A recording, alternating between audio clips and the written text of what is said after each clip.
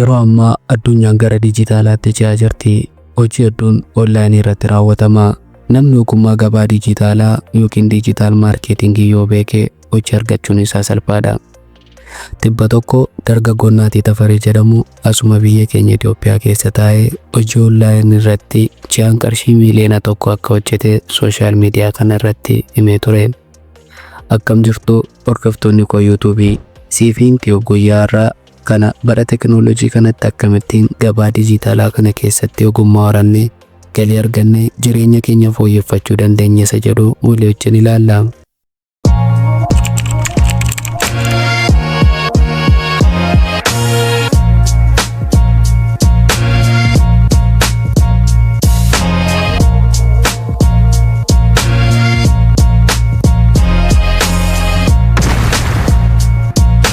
Dargaggoon armaan olitti isiniif kaasu kun nama baay'ee onnachiisee nama baay'ee hojiitti galcheera.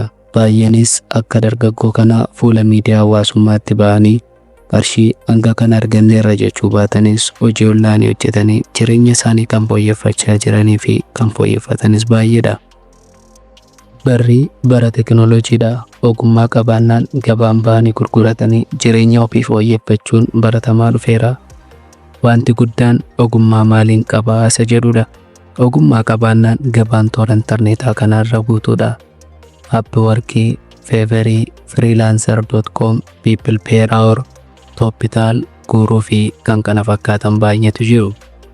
Yeroo teknooloojiin waan hundumtuu saffisaan jijjiiramaa jiru kana keessatti abshaala ta'uu fi teknooloojii duukaa tarkaanfachuun yeroo dirqamatee keessa jirra.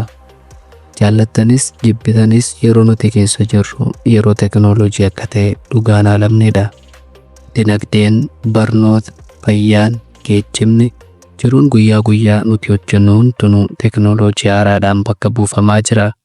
Kanaan achi wantoonni baratamoo ta'an itti fufuu hin danda'ani. Kanaaf dammaqnee utuu teknooloojiin nutti hin fayyadamin itti fayyadamuu qabna. Bu'aa saayinsii fi teknooloojiin yeroo ammaa nuuf fidee dhufe keessaa tokko carraa barnootaati. Inni lammaffaan carraa barnootaa arganne kan immoo akkamittiin gara hojiitti jijjiirree galii mataa keenya arganna isa jedhudha. Viidiyoo irraa keessatti immoo carraa teknooloojiin nuuf fidee kanatti fayyadamne ogummaa akkamii yoo qabaanne galii barbaachisaa ta'e arganna isa jedhu walii wajjin ilaalla.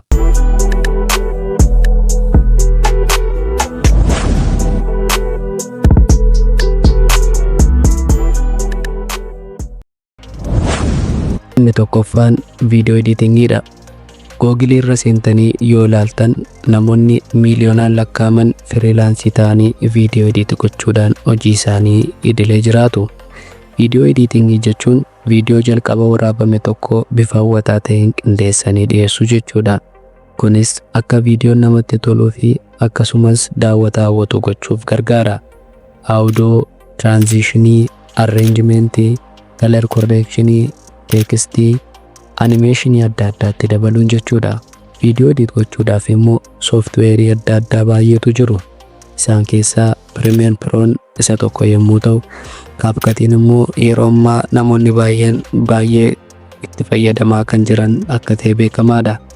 Viidiyoo edit gochuudhaan indaastirii intarteeymentii, fiilmii fi televezyiinii, muuziq viidiyoo, maarkeetingii fi advertaayizingii, yuutuub viidiyoo, sooshaal miidiyaa kontentii, fiilmii gaggabaabaa, instaagiraamii fi tiiktookii hojjechuun baay'ee nama gargaara.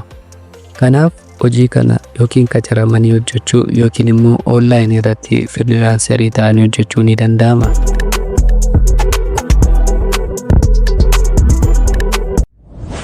Inni lammaffaan giraafiksii diizaayiniidha.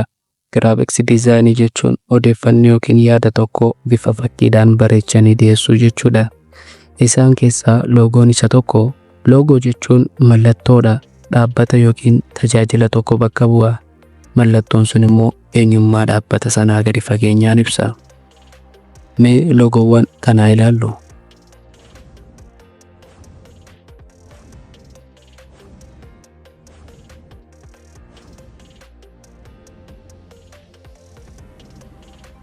Yommuu loogoo ammaa daawwattan loogoo qofaa osoo hin taane kaampaanichas daawwattaniittu kun bu'aa giraafiksii diizaayiniidha.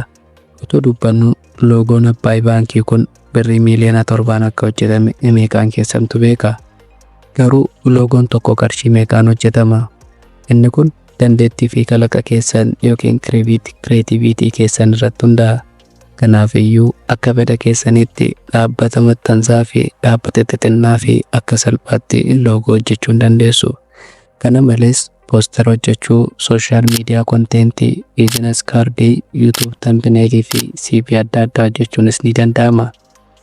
Dhumarratti ogummaa kana akkamitti baranna isa jedhuu fi sooftiweeriin nu barbaachisan immoo isaan kamisa kataan CapCut, Premiere Pro, Photoshop fi Illustrator, Canva fi kanneen biroo viidiyoo itti aanu keessatti qabadhee isinii dhiyaadha. Viidiyoo kanaa fi kan kana fakkaatan argachuudhaaf Siifiin Tube subscribe godhaa.